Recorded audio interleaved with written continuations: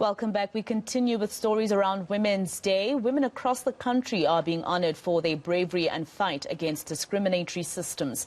65 years since the historic march, women still face other challenges in society, including equality. In 1956, women marched to Pretoria to the Union buildings, protesting against apartheid pass laws. ENC's Lindelo Masigane caught up with. Masculinity is a mask. Masculinity is fragile, and I happen to be a clumsy poet, so caution, this poem might offend you. So let's break the ice, let's play a game, let's play Simon Says. Simon says stand up, I mean man up. Simon says men should be the head of the household, but shouldn't have to keep it in order. Simon says, what are you doing in the kitchen? Those hands aren't meant for peeling or cutting unless you're cutting her off. Those hands are meant for discipline. Your fist should fight when you cannot find the words to. Simon says, what are you doing with the washing? That should be left for the woman to air dry. Simon says, why are you folding those clothes? That should be left for the woman to fold and tuck away for safekeeping, not in the closet, because those are filled with skeletons that were never actually dealt with. Simon says, men be predator and prey. Simon says men should be the beginning and end of prayer. Amen. A man should know his place. Simon says man up. Simon says man up. Society, sorry, I mean Simon says man up. Whatever the hell that's supposed to mean.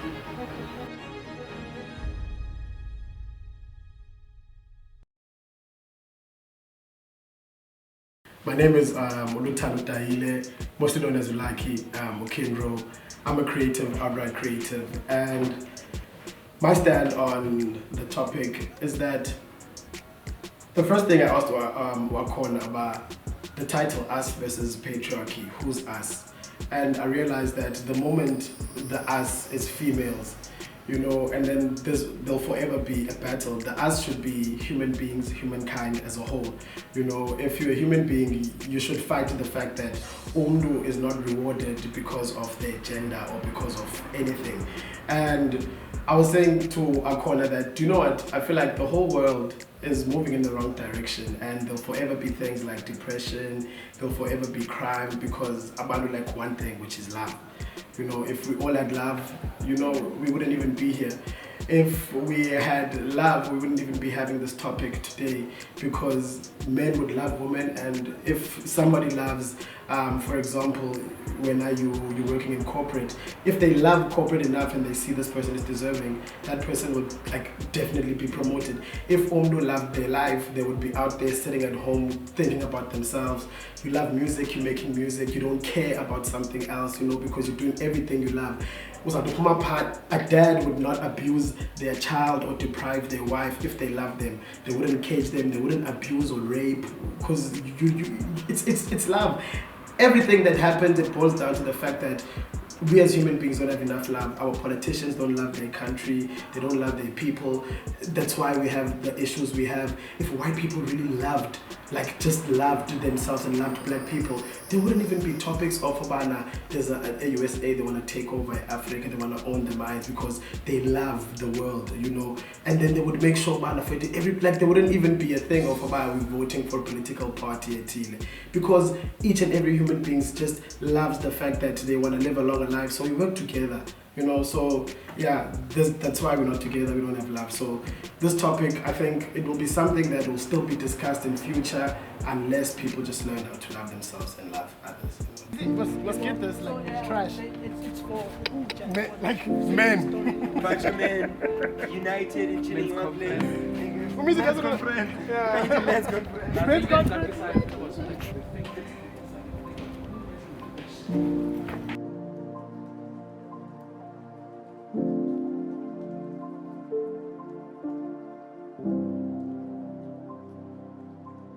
Hi, my name is Tanolwe Tunzuzo.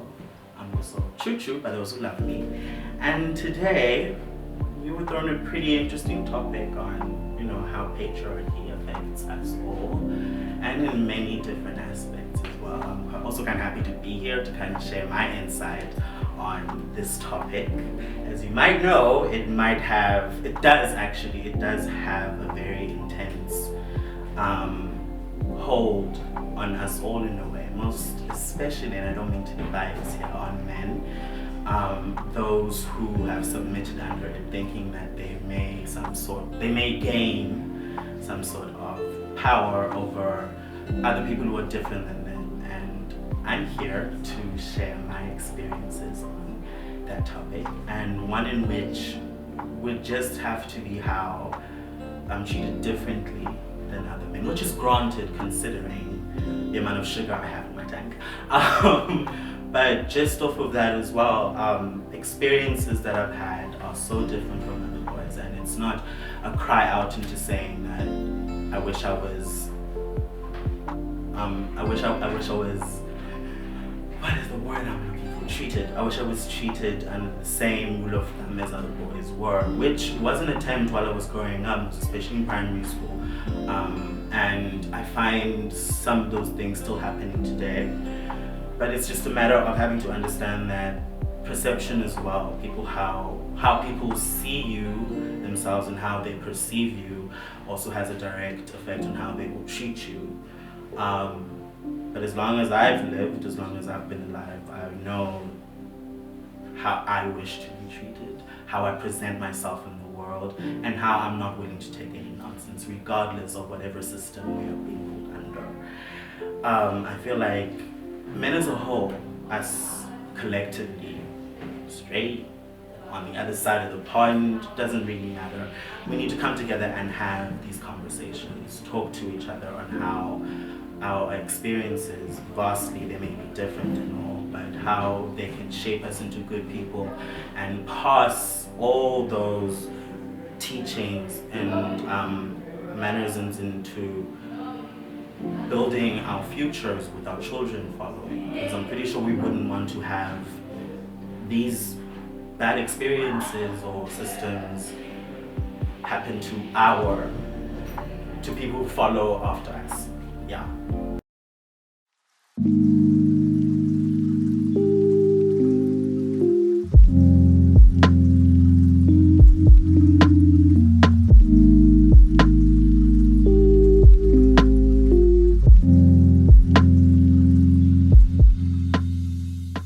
Hi, my name is Monde Ngopikoli, and a lot of people know me as Mercury Who. I'm a musician based in Port Elizabeth. Yeah. And so today I'm here to talk about us versus patriarchy. Us, which is the people, and patriarchy being patriarchy. So my definition of patriarchy, if I would have to think about it, I've never even thought about it until today actually. If I had to think about it, it would be just the male advantage in society, you know, whether it be good or bad, but in most cases it's obviously bad, like the injustices that are done to anyone who is non-male, first and foremost. And yeah, this kind of makes me think about the conversations that happen, you know, around guys, us, and I'm going to talk about the conversations that we have as guys in our creative space, which is the music industry. I don't even have to point it out because you guys hear it everywhere. It's in the music. It's in the music, talking about women, objectifying them, you know, using them as objects so that we can make ourselves look better, you know, talking about them with their assets, you know, asses, tits, all of that, you know, just basically not seeing them as human. And the fact that we normalize that today, and we're just desensitized to that and taking that information every day without batting an eyelash, kind of makes it problematic, because we only see concern when now the women are taking up these spaces, these musical spaces, and they come in and they talk about their asses and their tits and all of that, and now we're like, well, is that all that women have to offer in terms of the rapping? Or but then how they see it obviously is sex sells, because the fact that we have spoken about this as the male rappers before they actually did, that kind of showed them a leeway to how to be more popular, I guess, because when they get to talk about the conscious stuff, they get less traction than when they talk about the assets, and I think that's very problematic to say the least. But then obviously most of us don't, because we enjoy the spoils that come from that, you know. When they talk about that, obviously they also have to dress a certain way, which is visually appealing to anyone who is a male or anyone who's attracted to women, you know. So yeah, that is patriarchy versus us.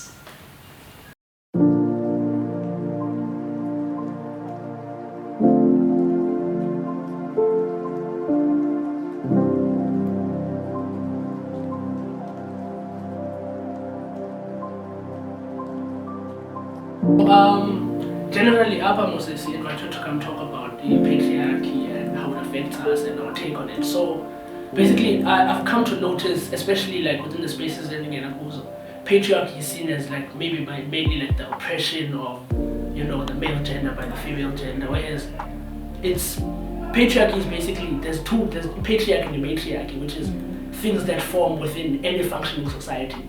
That means you as an individual, because of your masculine like energy and your masculine reality, you will form a way of thinking that is patriarchal, and the woman will form a way of thinking that is matriarchal, and then the society then comes together and decides which one has more precedent or which rule, which is where you get female, like places with more female leaders than male leaders, or places with more male leaders than female leaders, because the patriarchal and matriarchal rule. It then gets bad when one overuses that power to not or completely blind the other. So I feel like that's the reason why actually it's seen as the oppression, but it's not really the oppression, but currently the current patriarchal system and structure is one that is unfairly dominating. So that one is an oppressive system, but it's not patriarchy as a whole, oppression or really bad.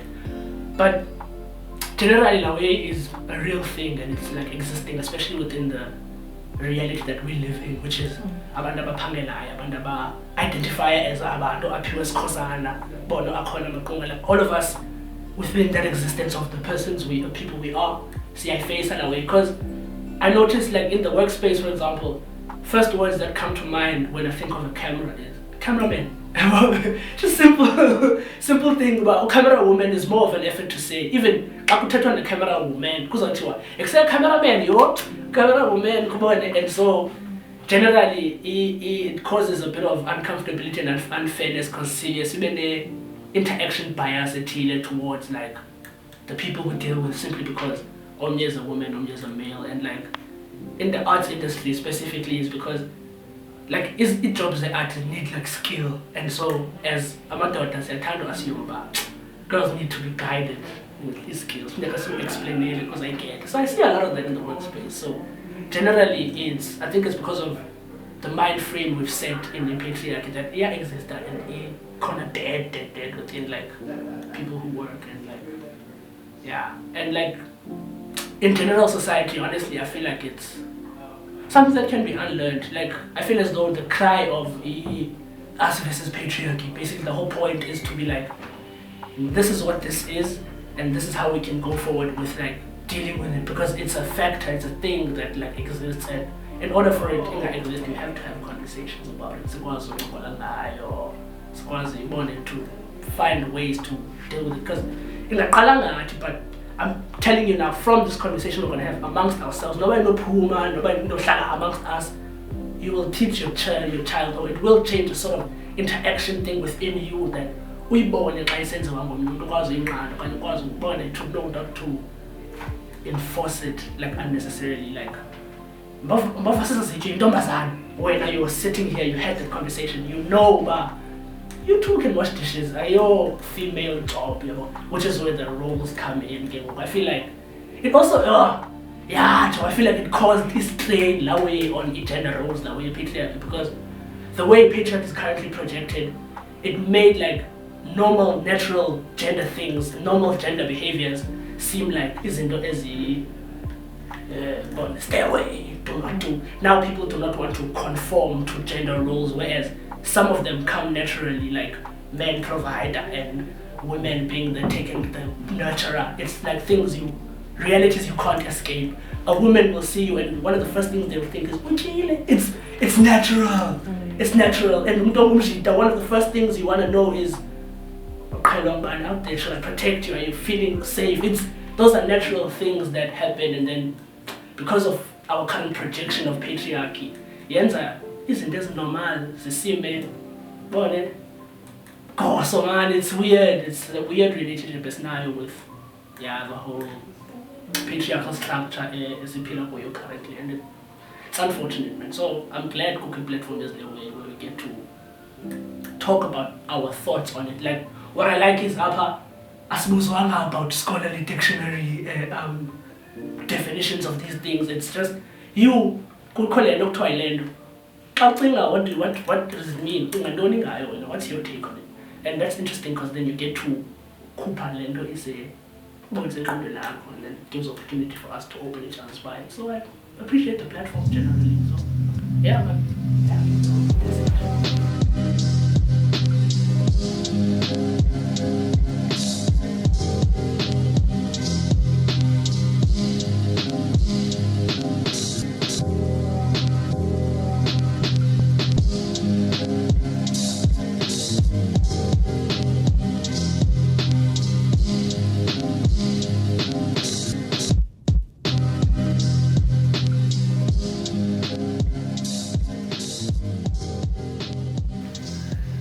Hi, my name is Tashe. My friends know me as Tay or Teddy. I am a freelance everything. I am what I am, and I'm also a student.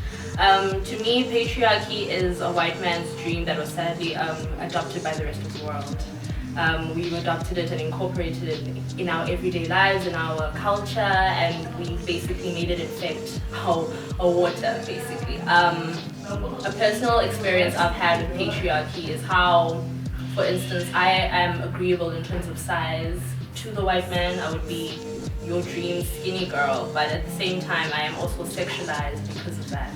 Because you agree with what I look like, you don't necessarily have to listen to what I say. And that's what I feel patriarchy has done to me.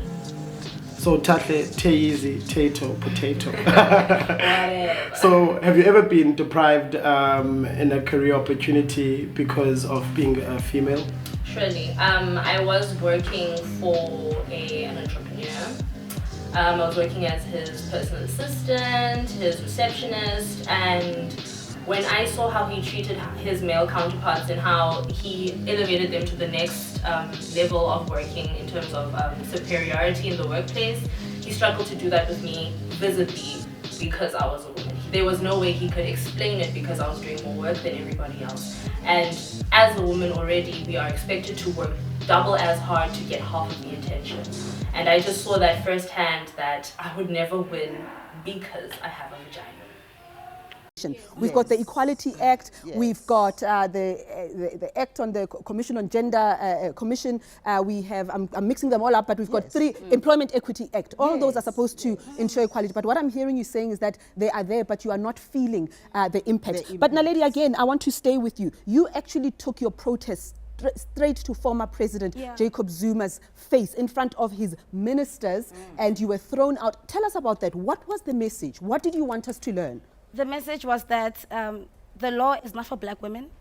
And sometimes when the law says you are lying, you know, it doesn't mean that you lied. And we were saying also we believe Kwezi, we believe Ufezeka, and we believe every other black woman who says they've been violated, and that we need more justice, and we need the delay of justice to be also scratched out. Queer women die every day in this country, and there's no institution that stands up for them, you know, that's solely exist to stand up for queer women. They die every day, they're ostracized from our communities every day. We see it, we are it, we become it. Sometimes we act as heterosexual women so that we can just navigate the space safely. You know, there's so much anxiety in being a black girl in these spaces where we can't even speak out loud, because when you speak out loud, then you get chuffed out, you know, of the political space or in the workspace, everywhere. You just have to be a feminist, but a good feminist. Played safe.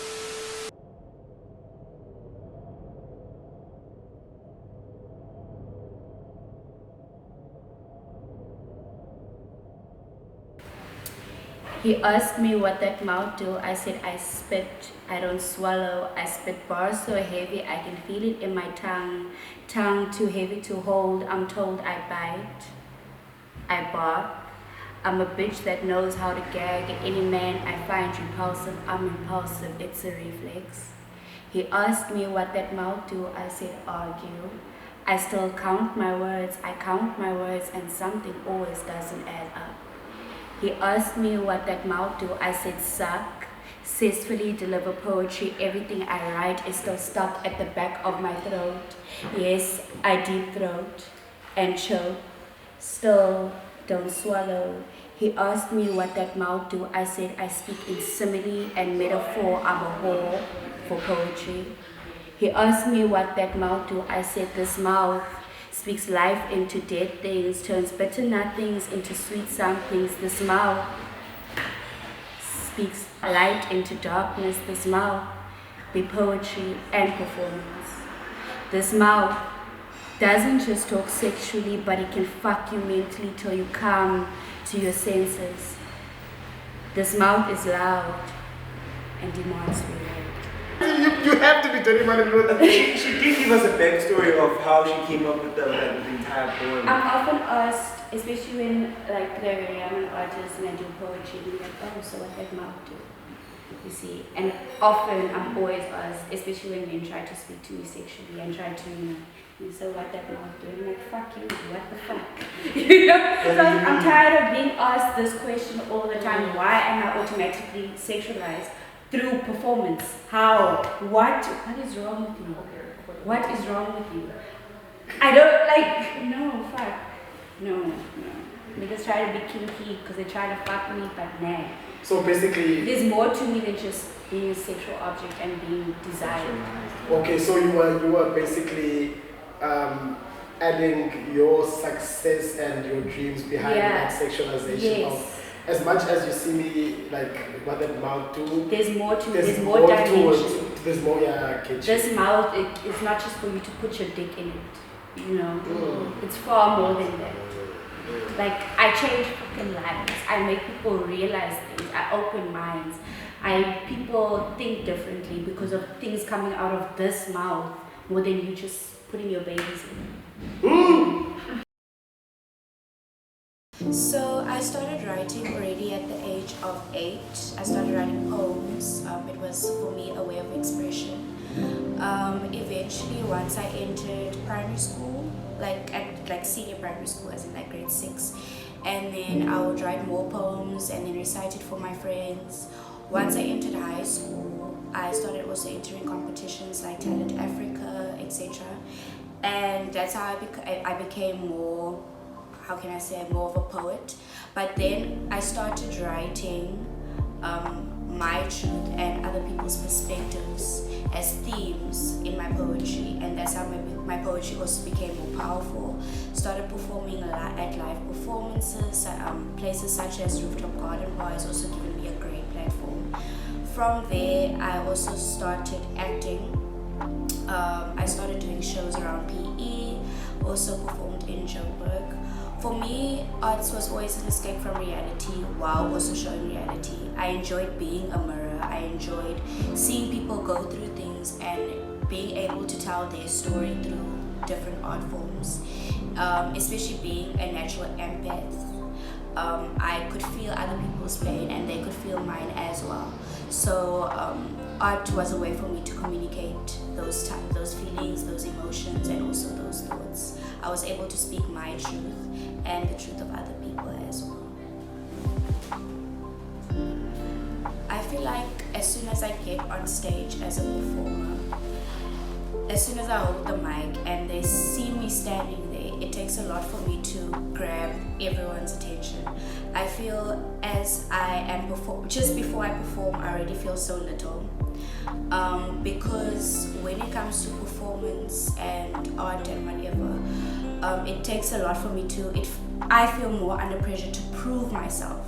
It's almost like I have to prove myself. I have to say certain things and my art needs to be at a certain level and what I am saying has to be at a certain level so that I can be taken seriously. Whereas When it comes to rappers, especially since rapping and everything is it's a male-dominated industry from what I can tell, it's a lot easier for them to break barriers and be taken seriously, especially in the performing industry. As soon as people hear I'm a poet, they automatically assume the poetry is either going to be about roses, sunflowers, and everything beautiful, and sometimes the truth is ugly, and it takes a lot for me to be taken seriously in this industry. Also, content-wise, when I see the content coming from a lot of male artists, it really does put women down, and it does put men on top of the hierarchy. They are right there, and they keep showing me over and over that it seems like it definitely is a man's world, or that is the society's thinking that it is one. So it has shown a lot, even to be taken seriously by managers, which most of the time are male. They underestimate also what I'm able to offer. So I think, yeah, in spaces such as the arts industry, any platform to do with arts, it is male dominated, even when you don't realize the man is holding the mic and you must just dance. I want to take back and then you're Want that mouth to stop? Do you see that? Yeah. You. What's the name of that word? What about you? Yeah. Successfully. See, there's that one like where you come to your senses. This mouth doesn't talk sexually, but it can fuck you mentally till you come to your senses. Yeah,